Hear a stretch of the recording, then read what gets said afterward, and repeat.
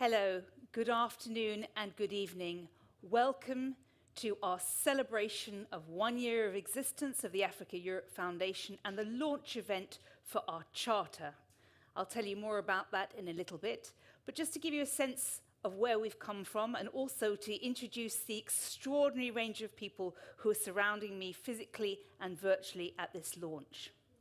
Africa and Europe are two continents bound together by geography, by shared history, by cultural and linguistic connections. The relationship has been complex and not always easy, and we must recognize the difficult dynamics in the past.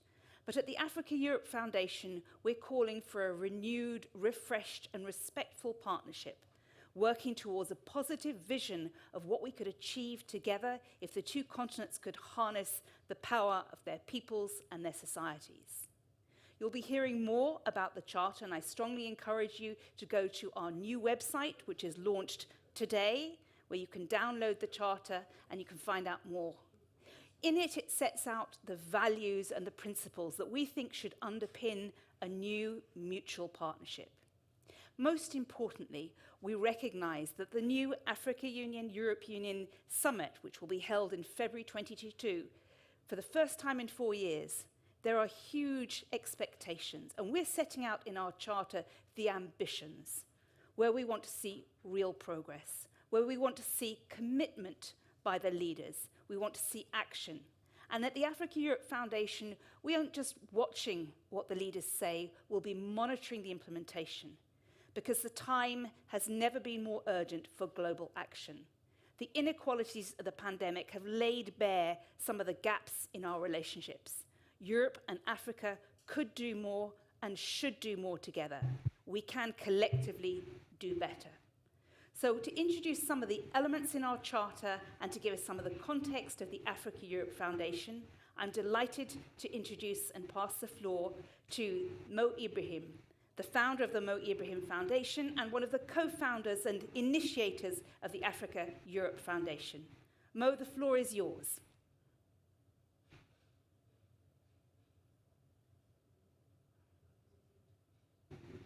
You're muted. You need to unmute, please. Sorry. Thank you very much, and I'm really delighted to join you in this meeting and welcome to the member of our high-level group.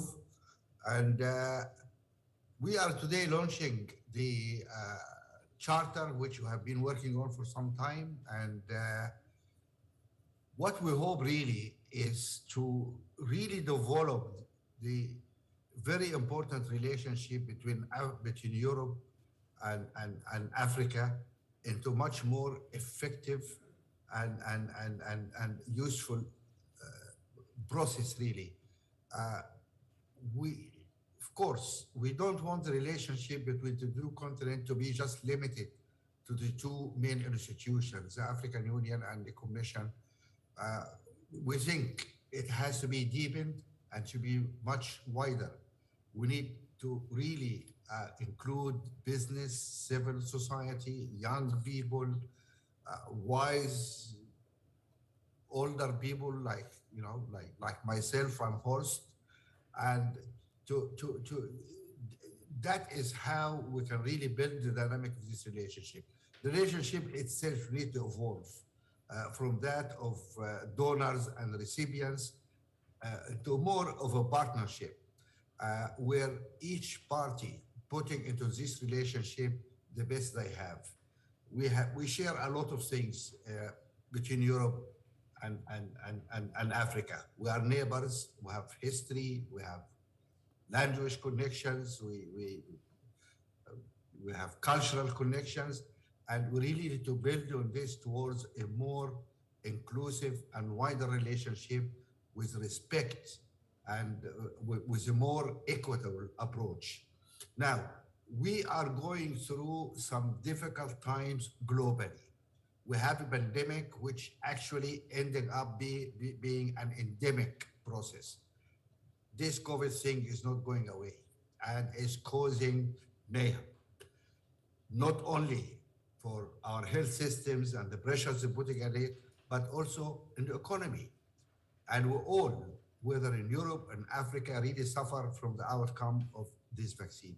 Yet, uh, there was a lot of issues about the way we went about dealing with this vaccine, where don't have an equitable access to vaccine.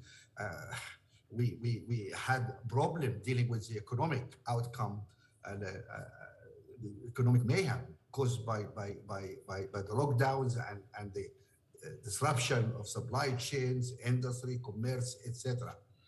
And we definitely need a much better system in order for us to all move forward. What happens recently, as we saw, is that nobody is safe until everybody is safe, and we kept saying that. And here we are again. We have a situation where the vast people of Africa did not have access to vaccine, and we can see the development of variants and different things, which we're not sure if it came from South Africa or somewhere else.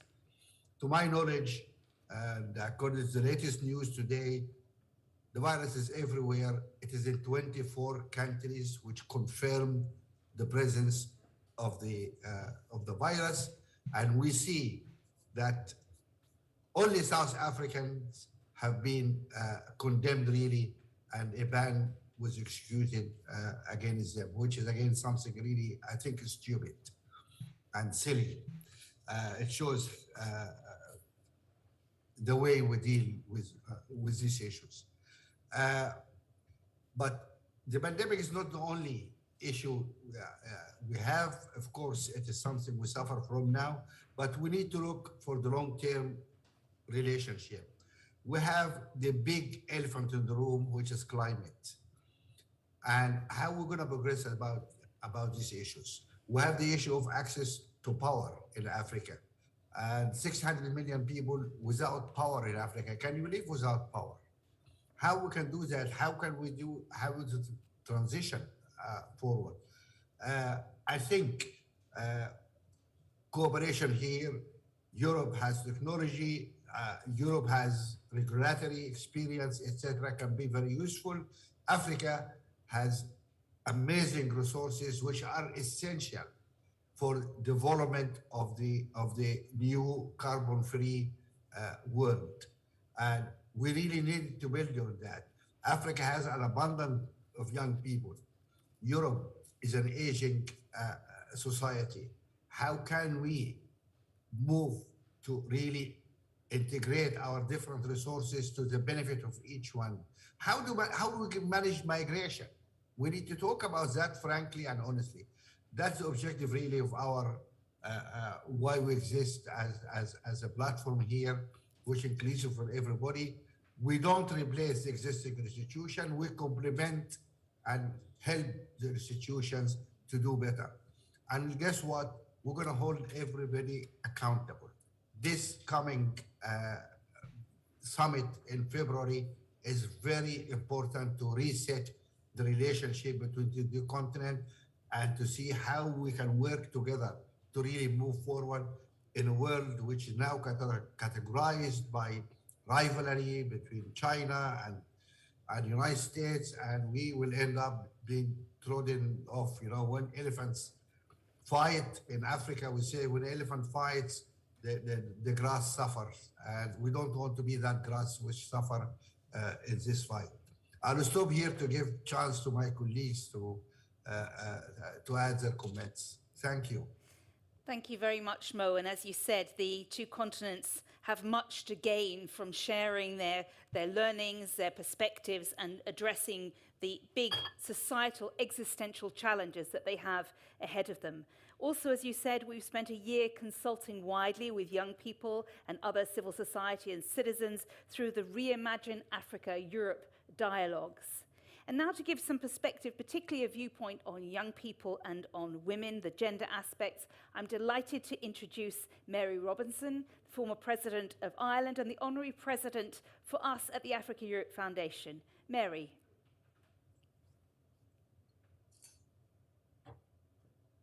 Thank you very much. And like Mo, I believe that this charter for the African Europe Foundation is both timely and will make a real difference because it's based on the values of both continents and the honesty to recognize that this is not yet a fully partnership of equals. When Ellen Johnson Sirleaf and I were invited to serve as honorary presidents of the foundation, we decided to form a women leaders network because we know and understand the importance of women's leadership at all levels in our world today. Equally, as elders, Ellen and I both welcome the focus of the Charter on ensuring the involvement of young people from both continents in all aspects of its implementation. The elders feel very strongly about the importance of the intergenerational conversation, and I tend to repeat often a phrase beloved of Kofi Annan: "You are never too young to lead, and you are never too old to learn." I particularly like this passage in the Charter, and I'm just going to quote it. "Both continents have the potential to open up space for existing youth innovation and entrepreneurship. By acknowledging and respecting our divergences in approach, we will be able to commit together what we each have and support specific initiatives to address our common challenges." I must say, and Mo has gone into this in some detail, I also approve of the 4 action areas that we are committing to in this charter. And the first one being the one that Mo particularly focused on, to act together to end COVID-19 pandemic and limit the impacts of the economic and social aftershocks. We commit to having 70% of both continents vaccinated by September 2022.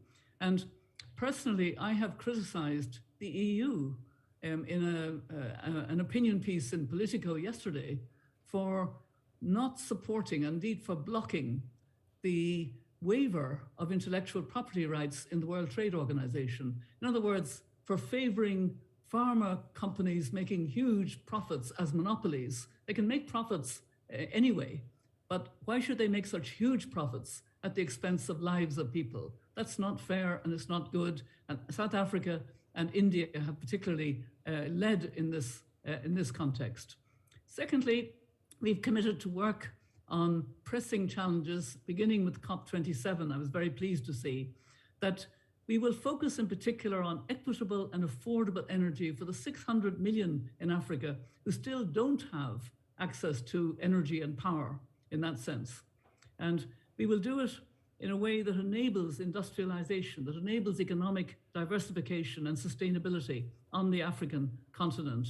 And of course, the first step, and the one that I'm really committed to, as is Ellen, is investing in clean cooking solutions.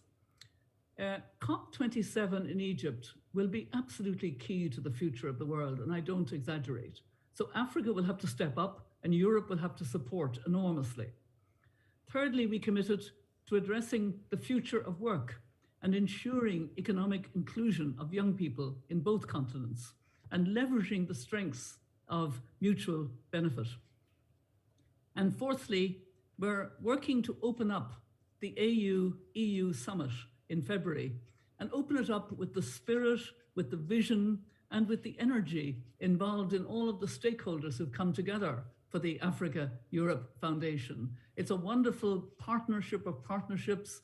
It's got so much potential to really change things, and it's really exciting to see. So I know that others are going to share their viewpoints, and I wanted to be brief. So let me end, as I often try to do as chair of the elders, with words of Nelson Mandela. He said, "What counts in life is not the mere fact that we have lived. It is what difference we have made to the lives of others that will determine the significance of the life we lead." And as I said at the beginning, I do believe that the Africa-Europe Foundation will really make a difference. So my thanks to all involved in shaping it. Thank you very much. Thank you very much, Mary, and also highlighting how important it is to give space for young people to express their expectations, their hopes, and their ambitions for the future. And in that spirit, I'm delighted to introduce two of the youth representatives who've been working with us for the last year to help develop their expectations. So let me introduce Shorgi Ahmed and Paula Lobata Gonzalez. Shorgi, can you perhaps just in one or two sentences tell us how you hope this charter might make a difference as the political leadership prepares for yet another big high-level summit?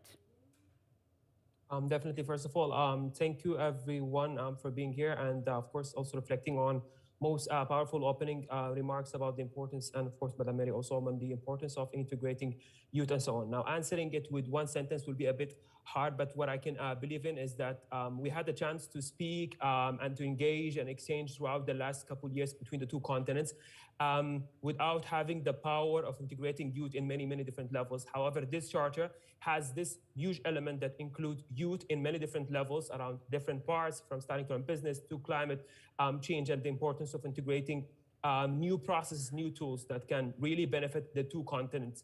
And maybe one thing around that, which is that has to be always reflected, that whenever we talk about, in a bit, it's quite repetitive also and cliche, which is that we don't have a planet B that has another continent called Africa or Europe. So in a way, enough with the talk, which is something that I can see with the chart that has more like a go-getter way and a format, and let's start and continue our way of collaboration, because that's what we need right now. Thank you very much, Shorgi. Paula, can I invite you to come in? And as we've heard, young people are demanding action, and particularly in the area of climate, where the Youth for Climate movement has forced the leaders to be under the spotlight and to put the eyes of the world on it. And as we've heard from Mary, next year it will be in Egypt. So Africa has a key position here to influence things. What is your perspective? Well, first of all, I would like to thank the Africa European Foundation. I feel very grateful and fortunate to be participating in this meeting, and as well as to see young people and, as Mary said, an intergenerational dialogue going on. For me, I think that it's important. I think the Charter is reflecting the priorities that we have nowadays. But at the same time, I think that it's really important, especially from young perspective and civil society action, not only to focus on ideas and perspective, but also in mechanism and tools to create real actions and to make those actions become a reality. So I think that it's important, for example, in the cross-cutting themes that are being touched, that there is an augmenting porosity among the topics and among the grassroots that are creating that idea. That I think that Africa Europe Foundation can have lots of opportunities in developing those ideas in a deeper way and in a deeper perspective. Thank you. Thank you very much, Paula. Let me now pass to Ellen Johnson Sirleaf, who is one of our co-presidents, honorary co-presidents for the Africa Europe Foundation. And of course, you've recently been leading a global piece of work to explore the inequalities in the pandemic, what caused the inequalities and how they can be fixed. Of course, in our charter, we are setting out that we want to see the world vaccinated at 70% by September 2022. That won't happen without major investment, political change, and a huge increase in Africa's capacity for domestic manufacturing, which is one of the issues we touched on in the Health Strategy Group. Madam President, what would you like to share about your perspective on how this charter could address some of these existential challenges? Let me start first by saying that the Africa Europe Foundation represents a long-awaited opportunity for bringing these two continents together that have long-standing historical, traditional relationships. And I'm pleased that as an honorary president, working with Mary Robinson and establishing the Women Leadership Network is something that gives us an opportunity to bring these two continents together. right now, with the Omicron variant spreading, following the Delta variant, clearly vaccination remains uh, a top person on every country's agenda. Today, some 42% globally have been vaccinated, but Africa still falls less than 10%. This inequity has persisted. And today, while we thought we were getting to normal conditions regarding COVID-19, we now find, because of the new variant, there are now blockages. People are putting out, refraining people from movement. And so I hope that together the foundation can continue to put out the call for trying to address this inequity.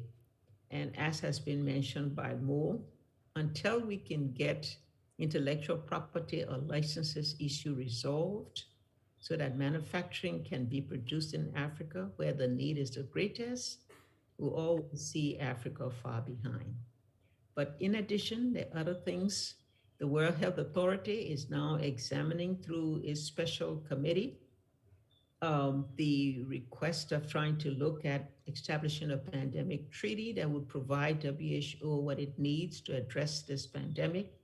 At the same time, we have the independent panel on pandemic preparedness and response, which I co-chaired with Prime Minister Helen Clark, and we have called for even more, for a political declaration for expanding the platform that will provide basic supplies, therapeutics to all the 72 lower and middle income countries. And we still have that, as was designed under the COVAX arrangement. We need to still address that. We also need to have a WHO with greater authority and greater financial, stronger finance to be able to carry out their mandate.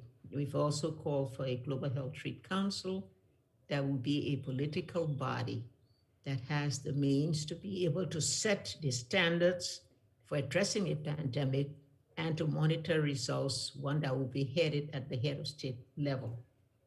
And so until we can together, if the Africa Europe Foundation can look at this, we've already taken some positive steps on the IPPR report. And I think we just need to keep repeating and keep calling for action on it, because we've had a report before that went on the shelves and was never implemented. We hope that this is an opportunity that the foundation can push even harder. Included in this is a financial system. The United States has called for a financial intermediate fund, to which they've committed $250 million. But there hasn't been the kind of response to get that fund. But it's clear we need a financial instrument that will respond to it, providing enough funding through existing institutions, such as the Global Fund, with the World Bank taking a key role in ensuring, but including regional development banks, which are closer to some of the needs, for example, in the Global South. If there's anything I think that we can immediately look at as regards the pandemic, is to require that we have a strong national healthcare system. No international support or response on global health will get the effective results that we want unless we have that capacity, that capability at the local level. And so whatever we do as we address the vaccination issue, we should also focus on that. And including in that, which makes me glad that Miri and I are working on women issues, community health workers has shown totally that fighting a pandemic, as it was in the case of Ebola in Liberia, responding to a pandemic, responding to health issues, where women are the most affected and women take the greatest risk and get the less compensation, unless we provide the funding to improve the situation of community health workers, we don't get the effectiveness. And I also like to think that there's one thing that, aside from clean cooking, which Mary has mentioned, and if we do that, the most beneficiaries will be women. And so the most we can do together, the foundation working together. And finally, migration, because it was mentioned by Mo. The migration issue is clearly an issue between Africa and Europe, because most of the migrants is where they are headed. We need to work on national policies relating to the free movement of people. And this is something that is embedded in the constitution of most of Africa's regional institutions, but not implemented. Is there something one can do more? Because policy for the free movement of people would then lead to policy that relates to those that go across borders and ensure that we have regional policy actions to be able to address that.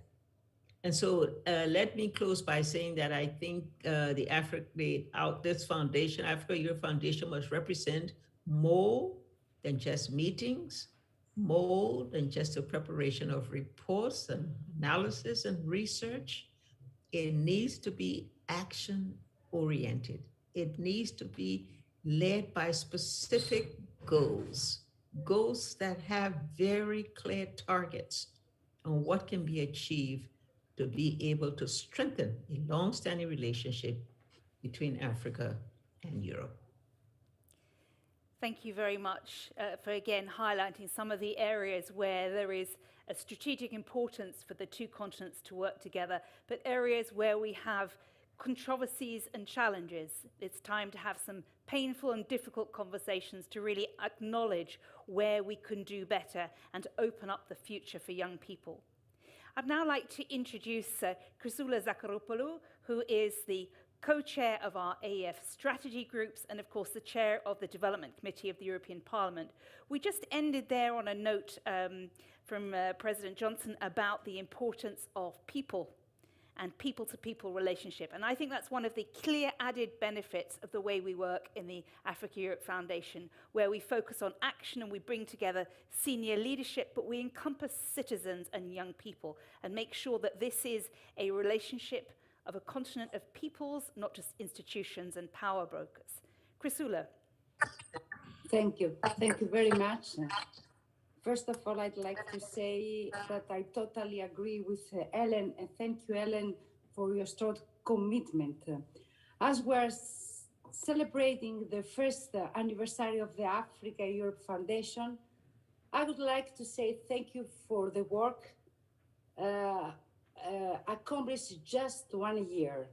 5 strategic groups bringing together Africans and Europeans to find solutions to our common challenges and help build a common future for our two continents. This is exactly what we need as we look to renew our partnership and the summit next February. Today we're launching our charter, and I would like to say a few words in particular on the second part, where we want to go, because it refers to a fundamental element for the success of our partnership, bring our people together. We must go beyond the institutional partnership. New forms of cooperation and dialogue must emerge. It is also what the civil society asks. This new partnership must put people at the center, listening to the voices of all the stakeholders of our society as a whole. No subject should be taboo between us, and we should talk about what crystallized tensions: vaccines, a question of energy, immigration or mobility, and many others. I think that Africans and Europeans must share their experiences and aspiration, but also clear up misunderstandings and understand divergent views. The Foundation provides a framework for these people-to-people contacts, and this is necessary to foster another fundamental element to which the Charter refers, trust. The Foundation must exploit its full potential to strengthen and restore the trust between our continents. This will help us to find our way out of crisis together. There is no time to lose. So the February summit and the upcoming major international events, such as COP27 in Egypt, will be an opportunity for our partnership to strengthen our alliance on the international stage, and so how much we can accomplish together if we stand together and trust each other. So long life to our foundation. Thank you. Thank you very much, Chrisula. Let me now pass the floor to Ahmad Yasin, who's another one of our youth representatives, to explore a little bit more about some of our hopes for the summit. We've just heard that it's important for us to move from dialogue to action.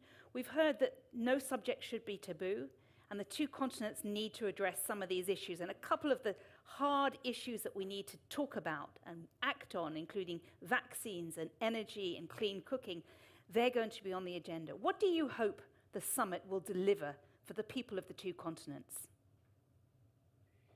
Thank you so much. I'm really delighted to be here and really honored to be with all the distinguished guests. A very important question you've touched upon. So it's what we really need from the EU summit is to secure a deal that can have a mutual advantage between the two continents. We really like the vision of the European European side and other, visions that really can be imposed with great intentions, but at the same time, actions are louder than words. And I do really agree with the other words that mentioned that we need to have a proper action that can be on the solid ground. So we are treating a pandemic which is really vicious and really doing adverse impacts on our economy, but we're not really treating other pandemics like the climate change very well. And we can say that the global impact on many more things, especially between Africa and Europe, are not really on a good shape that we need or we are hopeful to. So this summit is a chance or opportunity to have the African vision and African point of view, which is really important. And we have many on a grassroots level, lots of initiatives that work for a better Africa, but they don't have the expression or the platform that they can express themselves in a way or another. So what I'm really hopeful for is how to get the as Mr. Mo said, with 70%, we can say, or to 80% are youth in Africa. So we have, a very massive generator, a great, vibes that can give the youth vibes that can support what we can do next. I have to say also that deals or treaties that can be signed, or of course, as the COP26 secured the Glasgow Climate Pact, we need also to secure a deal that can give the opportunity to Africa to support at the same time, not just for, the support coming from the north to the south. We have to have a sort of a shared knowledge platform that can work for a better relationship between the north and the south, and also the Mediterranean region, which is a sort of a bridge that need to be more flexible, more actions that can be implemented with an easy way. We have to have a common vision between the head of states, and it's I do see sort of shutter islands between the heads, so we need to get them on board and have a sort of a common vision that can work and to be compatible with what we are hoping for. Great. Thank you very much, Ahmed, again for reminding us that there is a big political opportunity. The baton is being passed from COP26 in Glasgow to COP27 in Egypt, in Cairo. And this is an opportunity for the two continents to really work together to keep the ambition, the political momentum, because the planet is at stake. Let me now pass to Pascal Lamy, who's a trustee for Friends of Europe and a member of our high-level group. Pascal. Hello, everybody. I'm not going to repeat what has already been said, just focus on one point about this next summit on the 18th of February in Brussels, a long-awaited summit, which could or should, and the point I'm making is that on my side, it's on the should, be a real paradigm change vis-à-vis the European and the African public opinion on what the EU-Africa relationship is. We know what we've been doing for the last 50 years. We all agree that that's not the way to go for the future. We want to switch this into a partnership, which is a much more sort of equal concept than the one of development assistance. What I think is the logic consequence of that is that we focus on problems we have in common. And this is where I wish this new foundation, who is meant to be about action, and I'm still waiting for a bit of that, should focus on areas where we believe that given the problems we both have, we should deal at least partly with them together. And I believe that the number one issue, which is why I'm glad that the African Environment Foundation is on board of this Africa-Europe Foundation, is environment. So my point is very simple. Let's try and start tackling the issue which we have in common. I think COVID has brought another one which has been mentioned, which is health and the capacity of a number of African countries to become more, if not self-sufficient, at least in capacity to produce medicines. I think this is in the pipeline, and as far as I know, there will be a few results for February. So environment, pharmaceutical capacity, these are the two areas where, in my view, we need urgent ground impact and results. And that's my wish. Over to you. Thank you very much, Pascal, and again, highlighting the areas where we need to see real action and real change. We have another 5 minutes or so in this section, and I'm delighted to open the floor. Perhaps if President Issoufou would like to say a few words, or Minister Arantxa González, you're very welcome. The President of Friends of Europe and Honorary President for Africa-Europe Foundation, Mr. Davignon, you're also welcome to say a few words. We're just exploring now what we can be calling on as action from the summit. You've got the charter that we're launching today, and in a few minutes when we close as the public part of this conversation, we're going to invite you to go to our newly launched website and download the charter, tweet it, share it, and use it. But who would like to come in and perhaps say a few words?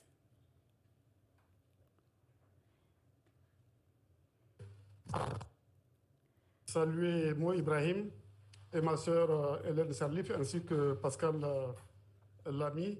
Et je salue tous les participants à ce débat organisé par la Fondation Afrique-Europe. Je crois que en cette veille du sommet Europe-Afrique, il faut partir, me semble-t-il, des défis auxquels sont confrontés les deux continents.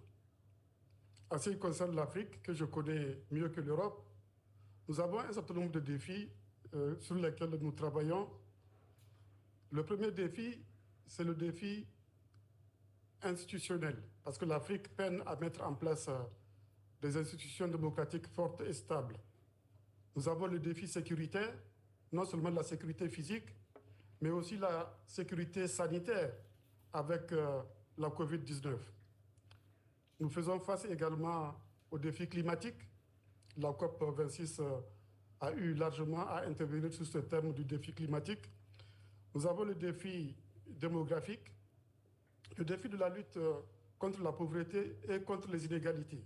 Et enfin, lié à tout ça, le défi de la migration, parce que nous avons des millions de jeunes qui arrivent chaque année sur le marché du travail et auxquels il faut donner des emplois. Je crois que pour l'ensemble du continent, c'est 12 millions de jeunes africains qui arrivent chaque année sur le marché du travail. Et pour relever ces défis, l'Afrique a ébauché un agenda. C'est l'agenda 2063 qui reprend un peu les objectifs du développement durable. Et l'agenda 2063 a prévu un certain nombre de plans et un certain nombre de projets sur lesquels nous sommes en train de travailler. C'est le cas de la zone de libre-échange continentale africaine qui est déjà entrée en vigueur. C'est le cas du plan du développement des infrastructures en Afrique, parce que l'Afrique a besoin d'infrastructures énergétiques, routières, ferroviaires, de télécommunications, portières, aéroportières. Nous avons aussi le plan du développement industriel de l'Afrique. Tout le monde sait que l'Afrique est riche en matières premières, mais ces matières premières doivent être transformées. Il faut développer les chaînes de valeur. C'est ça d'ailleurs qui permettra de créer les emplois qui puissent permettre de retenir les jeunes Africains au lieu de les laisser partir de l'aventure de la migration clandestine avec tous les risques que l'on sait dans le cadre de la traversée des déserts et de la mer Méditerranée. Nous avons également le plan du développement agricole de l'Afrique. L'Afrique a les plus grandes terres arables du monde non encore mises en valeur. Et l'Afrique continue à importer près de 50 milliards de céréales chaque année. Donc la question qui se pose, comment l'Europe peut-elle accompagner l'Afrique dans la mise en œuvre de cet agenda, de l'agenda 2063, avec des objectifs très clairs, avec des projets et plans bien définis. Nous avons les deux côtés, les deux continents, nous avons des atouts. Je viens de le dire, l'Afrique a un atout majeur, c'est les ressources naturelles. Elle a un autre atout majeur, c'est la jeunesse de sa population. Je peux citer ces deux atouts. Et de l'autre côté, l'Europe aussi, je peux citer deux atouts importants pour l'Europe, c'est les ressources financières et la technologie. Est-ce que les deux continents peuvent mettre en commun leurs atouts pour notamment aider l'Afrique à relever les défis que je viens de souligner? Et est-ce qu'ils peuvent mettre ensemble leurs défis, leurs forces, pour peser sur la gouvernance économique et politique mondiale, qui est porteuse aujourd'hui d'inégalités? Et je pense que c'est extrêmement important, en cette veille de ce sommet, que cette réflexion puisse se faire. C'est moi qui vous remercie. Merci beaucoup, Mr. President. And just for people, if they didn't follow the French, he was reminding us about the vision of Africa 2063 and how we could bring the two continents together, how the resources, the financial resources and technology of Europe could combine with the young people and the natural resources of Africa to innovate and move forward. In our last few minutes, I'm delighted to invite, if they would just like to say a few words, President Horst Kohler and Minister Arantxa Gonzalez, you're very welcome to just say a few words about the Charter and the expectations we can set for the new relationship. President Kohler. Yes, thank you for giving me the floor. First, I want to say that I appreciate very much to be part of this conversation. And to be short, I feel there is a paper, the draft charter of the Africa-Europe Foundation. It's well formulated. It would come at the appropriate time. And I share the paper, its structure in particular. And I appreciate in particular that there is a focus on the youth, its education issue, its mobility, jobs for the youth. And I hope very much that this kind of priority is also being discussed at the summit. the summit between Europe and Africa. And at this summit, there is an outcome which is bringing the perspective of job-creating growth in Africa. And all what is, combined with it, not least the implementation of the continental-wide free trade zone. I have one point where I have no suggestion and no thinking it should be included in the paper. But we should all be aware that when I talk in Germany, for instance, about Africa-Europe relations, people are asking me, Mr. President, why does this war happen in Ethiopia? Why do the ethnic groups now fight each other so fiercely? So that somehow I would like to, or I would like to hope for a little bit of explanation and between the leaders at the summit, why this happened and what is the African leaders' own following up of this should never happen again. And what is the kind of future cooperation, not least between Europe and Africa in terms of security? Because if there's no security in Africa, there will be no investment or not enough investment in Africa. And nothing is included in this. I can understand why, but I should make us aware that we need also to have a difficult but needed discussion about how to come to a better security situation in Africa. Thank you. I thank you very much. I do think it's a very well done paper, but it's only a starter for a new kind of discussion about honesty and deepness of partnership between these two continents. Thank you very much, President Koller, for raising some of the context and the explaining just how much room there is for us to explore further what we can do together. I'd like to just pass the floor to make a few concluding messages to the President of Friends of Europe, to Mr. Etienne Davillon, to just close the public elements of our conversation today. Mr. Davillon. Thank you. Je voudrais aussi remercier le Président Issoufou pour ses remarques très intéressantes et que nous suivrons. Merci beaucoup. Insofar as where we stand, I think we've done an important step. The Charter is an important step because it sets out goals and ambition. But that's the easy part. Now comes the tough part. And the tough part, and on which Mo and I agree, is how do we be concrete in terms of practical expectations on the priorities we will select. And I think that is our task in between now and the European Summit, and we will of course do that, which will mean that maybe we will need to have another meeting before the summit itself to agree on the practical messages that we want to pass on. We can do that next year. And so there's a lot of work to be done. We are happy to do it, and we're quite confident that we're capable of doing it. So thank you to all, and have a nice end of the year. Take care and see you next year. Thank you very much.